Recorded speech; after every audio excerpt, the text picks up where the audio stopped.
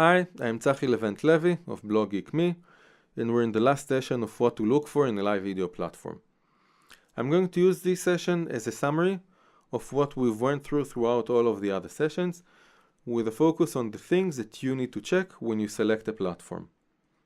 I want to remind you, live video is really hard, okay? So the selection itself is an important one that you are making.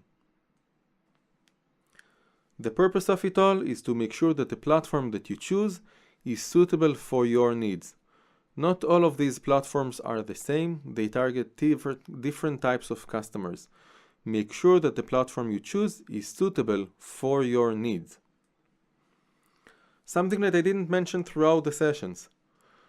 The first thing to check is that the feature set and the requirements that you need are met by the platform that you're looking at.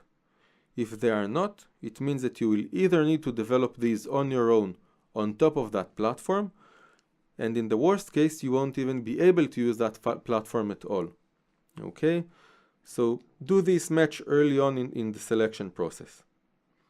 From there on, we want to look at the differences between how these platforms are built.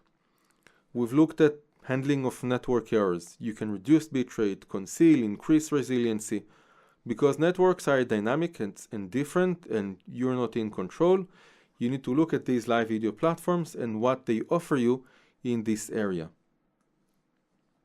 From there, we talked about group calling, large group video calls, and we've said that if you have simulcast or SVC, that can improve the quality of your service.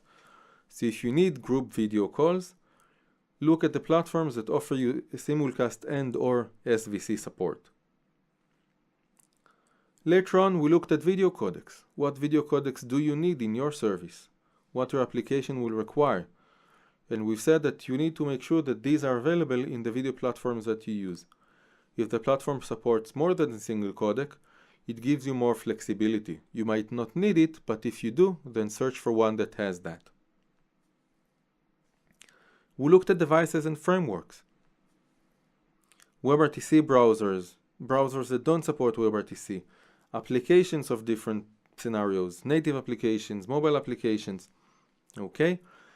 List the devices that you need, the frameworks that you are going to use, and make sure that the platform that you are using supports them. We looked at the backend infrastructure, the regions that we have, cascading across regions if we need group calls that go from one geography to another. We talked about scaling and how to handle failures. Check what the live video platform that you are going to use is supporting in that regard. We finished off by integrations. Are you going to use recording or streaming, or do you need CPaaS interoperability to access video room systems or PSTN phones? Okay? If you need integrations, again, make sure that the live video platform that you are selecting can support these needs of yours.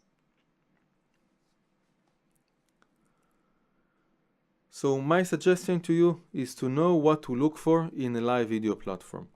Look at the feature set and the capability of the platform and make sure that they fit your needs. This brings us to the end of picking live video platform videos. I hope you've enjoyed it and good luck selecting a platform. Thank you.